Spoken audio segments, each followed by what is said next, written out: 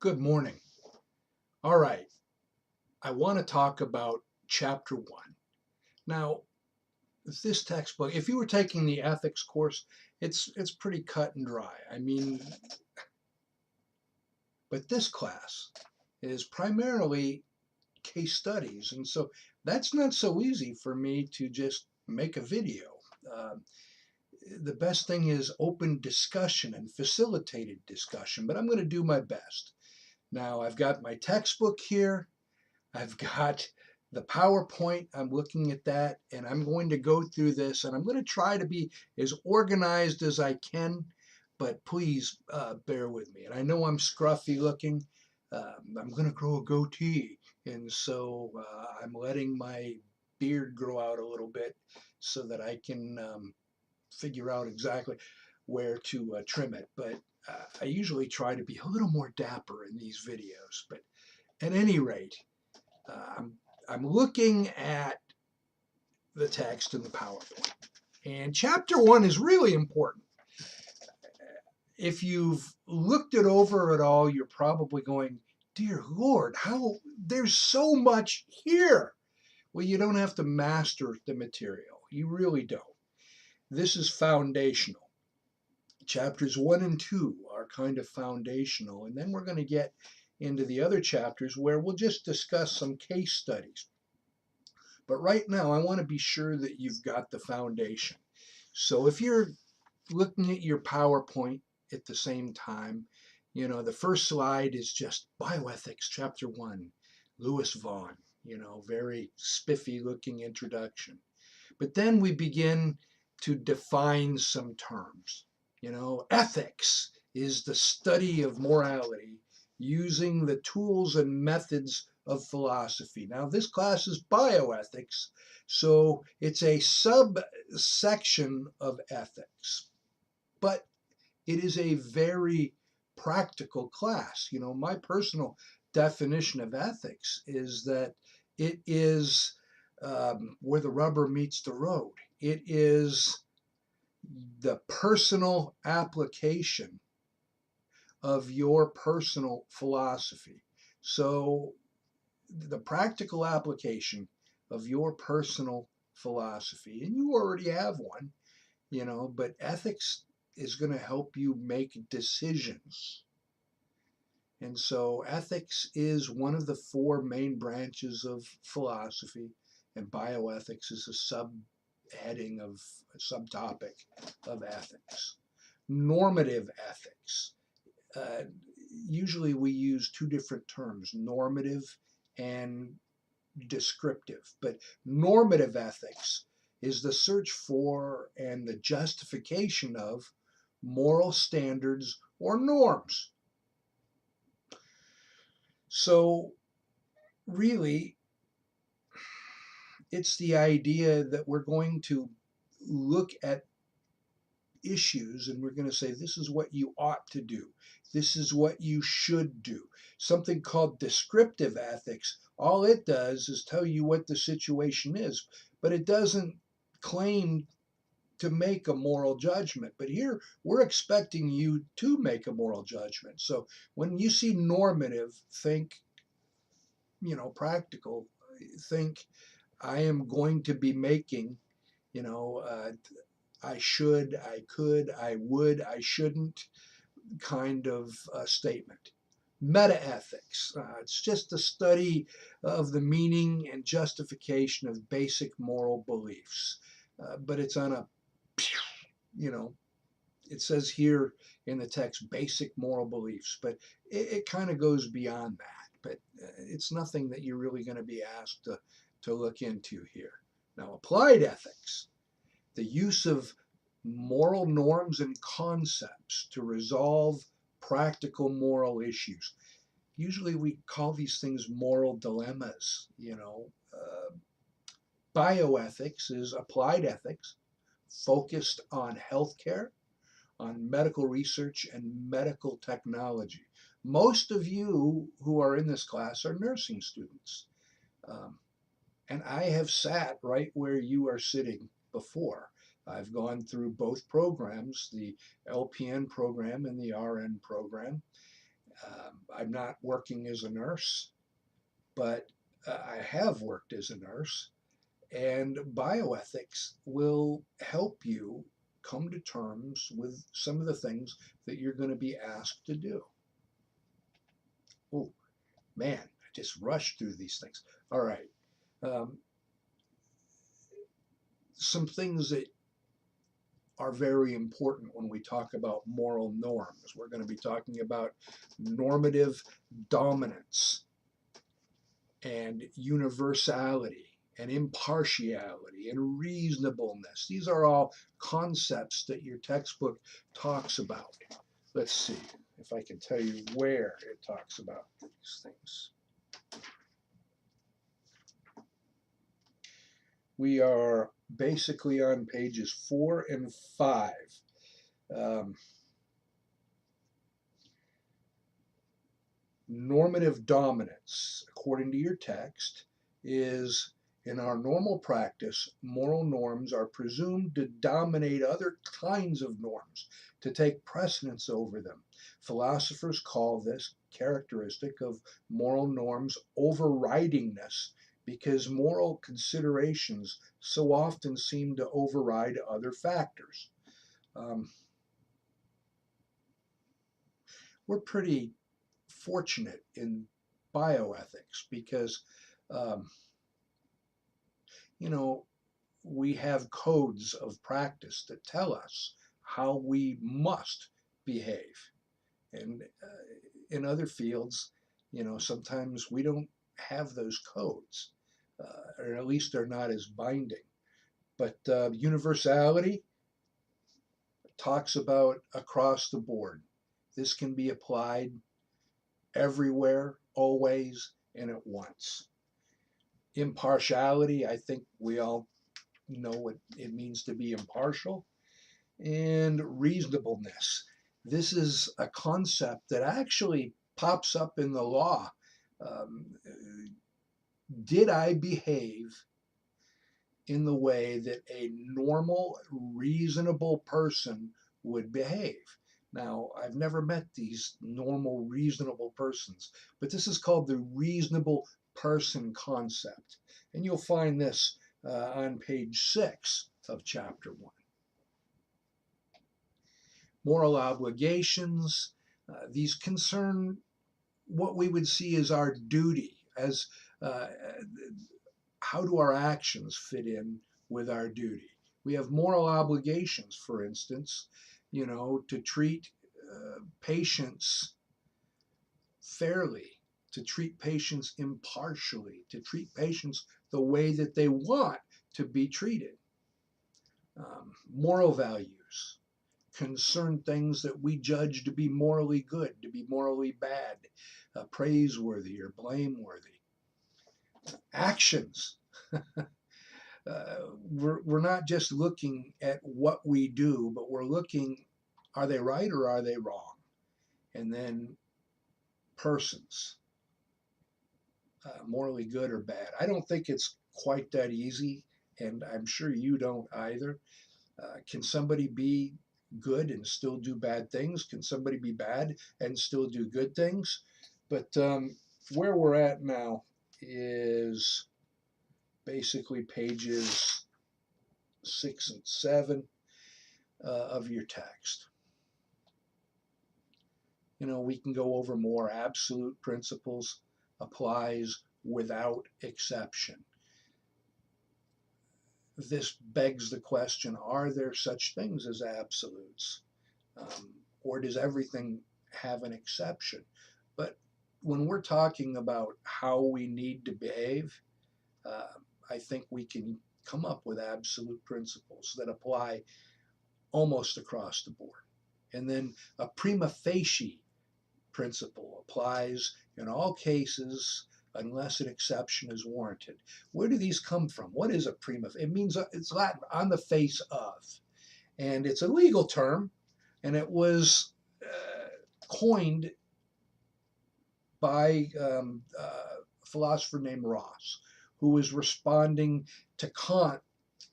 Immanuel Kant came up with the categorical imperatives and the practical imperatives, and basically Kant said that we must behave in a moral fashion. What is a moral fashion? Well, Kant said we would always know. Our duty is to know. Um, the problem with that is that what do you do when you have two duties and they seem to contradict? For instance, um, I know that this is extreme, but this is the one that most teachers go to. You're sitting in your house and a man breaks into the house.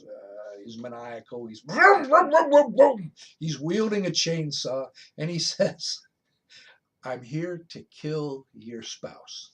Now, Kant says that we can apply universally these rules. Like, in order for us to know that something is right, it must be universal. So he would say, I cannot lie, because I can't say that everyone should always lie. I can't make it universal, and therefore I know that lying is wrong. So this guy breaks in, and I'm here to kill your spouse. Um, where is he or she? And okay, so do you tell them they're in the other room, or do you lie and say, well, they're not home? Kant would say, you've got to tell them they're in the other room. But I would say we have a dilemma here, because on the one hand, if you tell them that they're in the other room, you're accessory to murder. I think murder is bad. What do you think? Murder bad, murder wrong. So here, Ross says, listen, we have a prima facie responsibility to do that which is more morally important. So in this case, Ross would say, you can lie. You don't need to worry about that universal uh, causation. You don't need to worry about it. But at any rate, that's what a prima facie principle is. It applies in all cases unless an exception is warranted. Here are some moral principles that are defined in the text, and they're defined in other courses. Autonomy, non-maleficence, you should pronounce these correctly. When I was taking my LPN courses, the instructor just butchered these, called it non-malfeasance, but it's not. There's a difference between malfeasance and non-malfeasance and non-maleficence. Non-maleficence is to do no harm, to do nothing bad. Beneficence means to do good. There's utility, there's justice. These are moral principles that you need to be familiar with. Then we come to the topic of ethical relativism. Now, we've already said, well, that there are some absolutes. But see, the idea of ethical relativism would say that there are no absolutes, although that is kind of an absolute statement. But subjective relativism, according to the text, the view that right actions are those sanctioned by a person. Well, gosh, that's a little vague. Uh, Subjective relativism would mean that the right actions are dependent upon the situation and the person. Cultural relativism is the idea that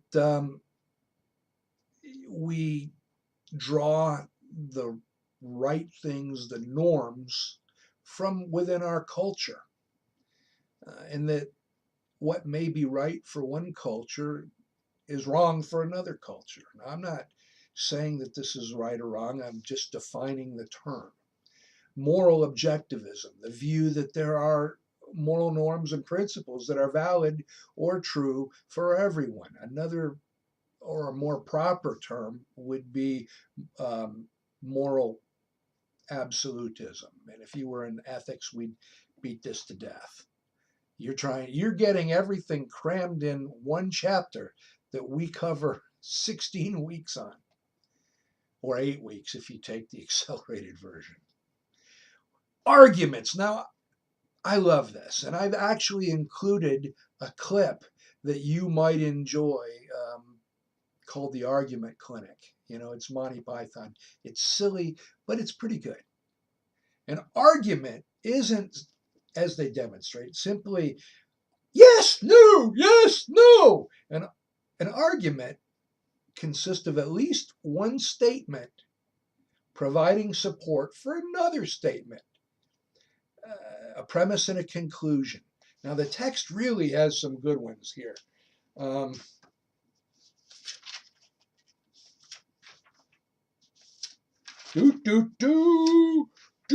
Boy, we're really flying here. We have gone way past ethics and religion, and we are on page 19. We begin moral arguments. And we talk about deductive and inductive arguments. In a deductive argument, the text gives a good example. Here's a deductive argument. It is wrong to take the life of an innocent person. This is from page 20. Abortion takes the life of an innocent person, and therefore we come up with a conclusion: abortion is wrong. Now, I'm not saying that this argument is correct. I'm saying that the way it is structured in a deductive argument, if it's structured correctly, you will always come up with a positive conclusion. It cannot be false if it's set up correctly. According to that, it says, do you see that given the form of structure of this argument, if the premises are true, then the conclusion has to be true? It would be very strange, illogical, in fact, to agree that the two premises are true, but that the conclusion is false. Now, again, you're assuming that the premises are true, that it is. I think we would all say it's wrong to take the life of an innocent person, but it's oversimplification to use this abortion takes the life of an innocent person. You may believe that, or maybe you don't believe that. It comes down to your definition of a person. But given these two, the way it's structured, the outcome is foregone. It's a foregone conclusion. Here's another one. This is a little easier. All dogs are mammals. Well, that's true. All dogs are mammals. It's possible for a dog to be a reptile, unless you're watching SpongeBob, because Gary is supposed to be a cat, but he's not. He's a snail. So it's just absurd, which, by the way, is a philosophical term. But all dogs are mammals. That's the first premise. Rex is a dog. We're talking about a specific dog named Rex. If Rex is indeed a dog, then he is a mammal. That is the conclusion. Again, there's no way for the premise to be true while the conclusion is false. The deductive form of an argument guarantees this. Now, an inductive argument is a little bit different. Here's from page 21. Here's an argument that is given in the inductive form. 85% of the students at this university are Republicans. Now, that's definitely not true in any Minnesota university. However, let's assume that the premise is true. 85% of the students at this university are Republican. Sonia is a student at this university. Therefore, the conclusion, Sonia is probably a Republican. Strong argument. If the premises are true, its conclusion is likely to be true. However, there's a possibility that it is not true. When a valid deductive argument has true premises, it is a good argument. A good deductive argument is said to be sound. A good inductive argument is said to be cogent. Now,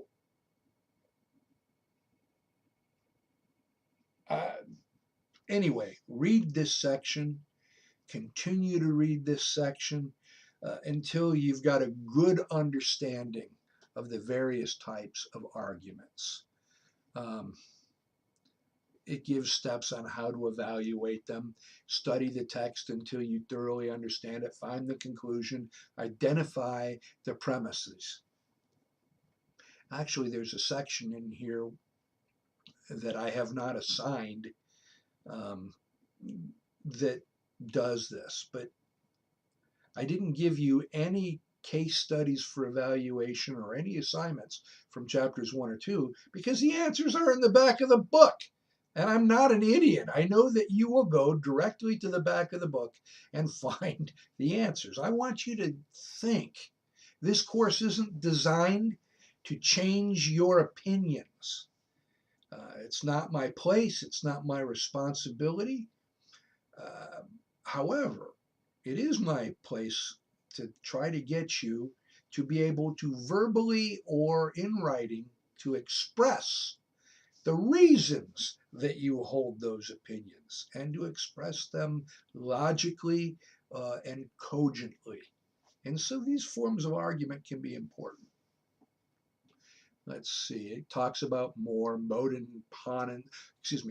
ponens and modus tollens. Um, they're valid argument forms. They're interesting, but you'll look at them here and you won't remember them. Later, if you go on to take more philosophy courses, like I've taken symbolic logic, and this becomes very important. You know, if P, then Q, P, therefore Q. I mean,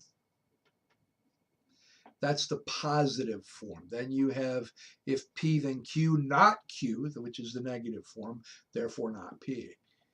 But again, I wouldn't worry about it too much. We're more concerned with moral arguments. And a moral argument is one whose conclusion is a moral statement. In ethics, we would talk all about propositions. We're not going to do that here. We're going to talk about, moral arguments. And a moral argument is one whose conclusion is a moral statement. A moral argument has at least one moral premise and at least one non-moral presence.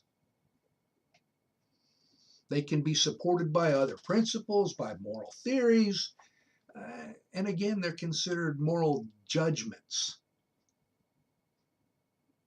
They can be criticized, though, fairly easily by counterexamples. In other words, a judgment may be solid to you, but someone else can come up with a very different judgment using counterexamples. And that concludes the slideshow for the first chapter. There's a lot more to it. We talk about fallacies in moral reasoning, the straw man theory. I hate this when people build a straw man case to try to make their own position seem stronger. I personally believe that there are such things as absolutes. Now, a common straw man argument is to say, well, someone who says that there is no such thing as an absolute is indeed making an absolute statement.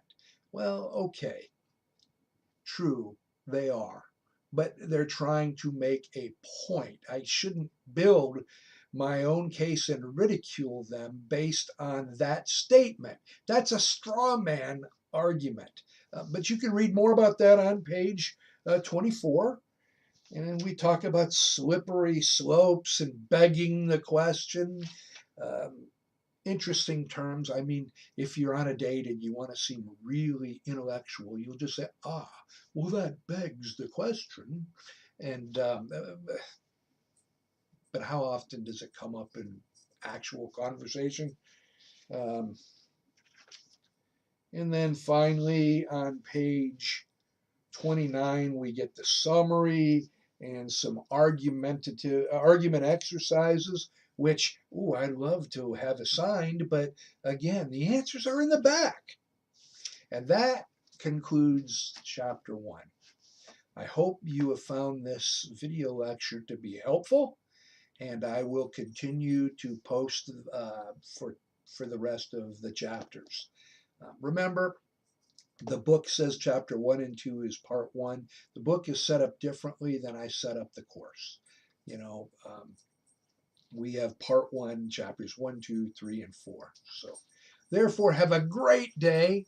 And again, don't hesitate to call me, text me, or email me with questions. I check my email constantly. Adios.